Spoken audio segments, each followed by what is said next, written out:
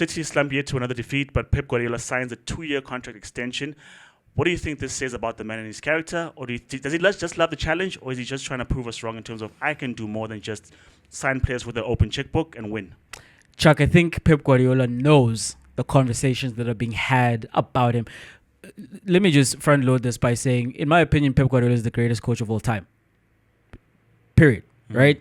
And he doesn't have anything to prove to me. Hence, I've elevated him to that mantle.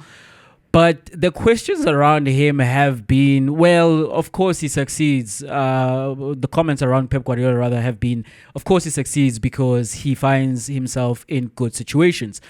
That is, whether he's inheriting a special group of La Masia graduates, or that if he is at Bayern Munich, who had won the treble the season before, or he goes to a Manchester City, which have all the money in the world and using it in illegal ways as well. But Chuck, for me, right, where Pep Guardiola is concerned, I'm actually surprised that he signed an extension, because I didn't expect Pep Guardiola to be at Manchester City as long as he eventually will be, because by the end of this extension, he would have been at Manchester City for 10 years, you know. And Pep Guardiola is Blaugrana through and through.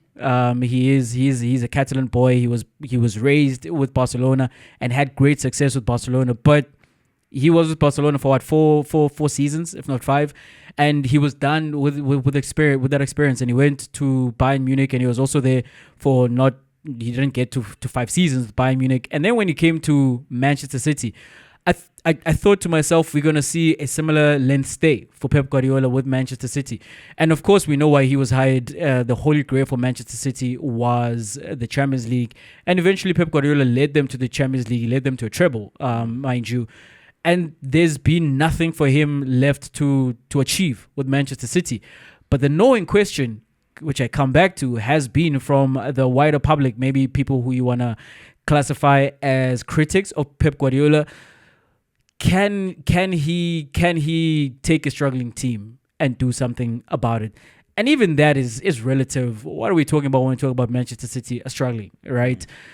Because this is not, and this is then the counter argument for people who have Sir Alex Ferguson as the greatest coach of all time. This is not Sir Alex Ferguson and what he did with Aberdeen all those years ago in the 80s in Scotland, because he took a team and they won 3 SPFL titles in a row, and they disturbed that duopoly of the old firm between Rangers and Celtic. And since then, no other team in Scotland has been able to win the league title in Scotland, right? And he also defeated Real Madrid in a European Cup final. These are not things we've seen from Pep Guardiola. And I think that he is trying to prove something, that, quote unquote, he can rebuild this team. Which again, I say, like, this is relatively speaking. Like, what are we talking about? We're not talking about him dragging a team from the chores of relegation, and he's about to do this. Now, Manchester City do need refreshing. There's 9 players, I believe, in that first team squad who are over the age of 30. You watch that game against Spurs, and in particular, that last goal, which was created by Timo Werner. Timo Werner burst away from Kyle Walker. And if Kyle Walker cannot run anymore, he gives you nothing. You know, you saw Kevin De Bruyne come on as a substitute in that game, because Kevin De Bruyne has become a lot more injury prone in the latter parts of his Manchester City career. So there are questions. Who is the next man up to take over from Kevin De Bruyne? You know, Gundogan is back, but he's not quite the same Gundogan that we saw prior to him leaving to go to Barcelona. And then you have a situation with Gvardiol. Gvardiol has had the impact of scoring goals as a defender, and it's one of those perp nerdy things that, oh my goodness, he's got a defender, but the defender is finding himself in advanced positions and he's creating play and he's scoring goals. But then Kulusevski tested him out in terms of how good are you as a defender, and that move by Lionel Messi, yes, he is the GOAT, where he turned him inside out on his way to creating a goal for Argentina in the World Cup against Croatia. That maybe wasn't just down to Messi brilliance. Maybe this man is questionable as a defender, because again, in the duels against Kulusevski, he was found wanting. So there are a bunch of questions that surround Pep Guardiola's Manchester City. And as he said, maybe there is something to say about him as a leader, that he doesn't want to leave them in this position. If he does leave them, there's someone coming up next. He doesn't want that person to come in and try to clear out an old squad and try to build from the bottom up. But rather, perhaps it's something similar to Klopp leaving the cupboard not bare, but pretty full for Arne Slot to come in after him. So I do think, firstly, he's wanting to prove something to his critics, and we'll see if he can do that. Me personally, I don't think he does have anything to prove, but it's going to be an interesting thing to watch. 8 points deficit to Liverpool, and I think if you think about that, Jay, if for me, I think that could galvanize the team in terms of, guys, I'm not just here and this is my last season. It could be another. It's not a last dance. It's a let's go. Yes, let's go again, basically. Because when you look at the points deficit, it's mission impossible. 8 points before Christmas.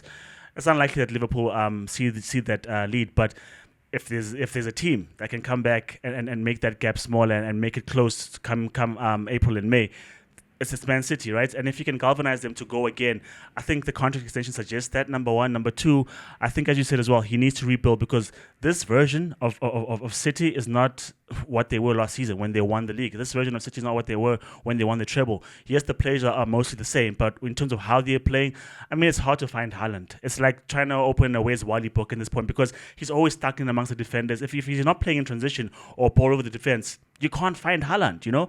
And they're trying to figure out those niggles. Savinho, is he still a good buy? We don't know at this point. Doku's injured. Bernardo Silva's coming off the bench, and so is Kevin De Bruyne, always injured as well. Question marks over Kyle Walker, as you said, Guardiola. And so I think before he lets this team go, he has to figure those things out and give someone a working and properly running machine, I think, number one, right?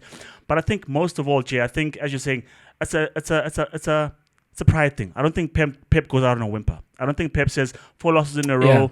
Yeah. We lost the league. It happened early on in the campaign. We couldn't make it up. I'm gone. I don't think that happens that way, because as much as you want to have fresh ideas, you want a new spark in terms of management and stuff, Pep Guardiola is still one of the best out there. In fact, if not the best, right? So I think he's that good because he's never done 5 losses in a row, ever, since he's managed a footballing side. He's never done that, right? And I think they're in uncharted waters because, yeah, you can lose against Spurs. It happens. We know every time they go to the London Stadium, they don't come away with any points, because that's a Spurs thing. But the Brighton losses, those are questionable and stuff like that, right? But I think he just needs to regroup. He just needs to find his side. He needs to find a win from somewhere. And I know I'm talking about City. I know I'm talking about Pep Guardiola. But if they find a win from somewhere, I think it gets the team going again. Because just like Chelsea, where they were losing all those games, you're like, but it's not like this team is done, or it's not like this team doesn't have any potential. They've got a lot of quality in that side, that if something goes right, it could be a domino effect that will get them running again. So the contract extension, I think, Jay, is very interesting, number one, for this season. And number two, I think when you look around, Arne Slot's gotten a bit lucky, because if you look at the game that they won 3-2, Southampton were there with them, like toe for toe, blow for blow. They were there making a game of it, right? Except for that, Mo Salah's got that magic. Also, they shouldn't have had a penalty, Chuck. Yeah, there was the action finished off in the box. You couldn't tell. I mean, like, how are they interpreting these actions? Because the first and initial contact, as far as we understand football, happened outside the box, therefore free kick. But because the action continues inside the box, it's VAR things in England, right? I think Arne Slot is a bit lucky right now in this campaign. I think it can be got. Man United are rebuilding. So on that note, you don't think Liverpool have wrapped up the title after going 8 points ahead of Manchester City? Not necessarily so, because I see players like Alistair, I know about Alistair, they're number 8, Jay. Please remind me. McAllister. That's because I'm calling him Alistair. McAllister, thank you. McAllister on the bench. Louis on the bench. You're like, but the guys who are coming on, Nabo Gakpo, Nabo Darwin, they're not necessarily winning you the game anyway. So he's rotating his side, but not too much great effect. And so I don't think he's found his best team, number one. And two, I think he's gotten out of jail with a lot of these results because of Mo Salah and his brilliance. So I think he hasn't quite got them purring just yet. And then you've got injuries to Trent as well, and they're still figuring things out. It's good that they're winning while they're doing that, but I don't think they've quite cemented that 8-point gap in terms of we're 8 points up, we're 8 points up, and we're going to run away with this. Number 2, with Arne Slot, not Arne Slot, Postecoglou. Spurs up and down. They win 4-0 now, but watch what happens next week. You've got Arteta, who's back to winning ways, which is great for the title race. But I think he's also hit a blip. United, I don't know if you can put them in that group as well, but they've got a new manager as well. Newcastle was supposed to be improving. They've fallen away. Aston Villa have hit a bump, and they're trying to find their form as well. So it's almost even paying at this point in time. So I think Pep can sign a contract extension and still pull away, because I think he's got the squad and he's got the acumen to do that yet again. So I think it's game on. The challenge is set for everyone else. And I think if Pep Guardiola can beat the likes of Arteta, beat the Jurgen Klopps, beat the brains of his first tenure, sign an extension and still beat the Postecoglou's and the Arne Slots and the Amorims of this world, if we're already praising him as being the best, if he does that again in the 2 remaining seasons of his contract, what then?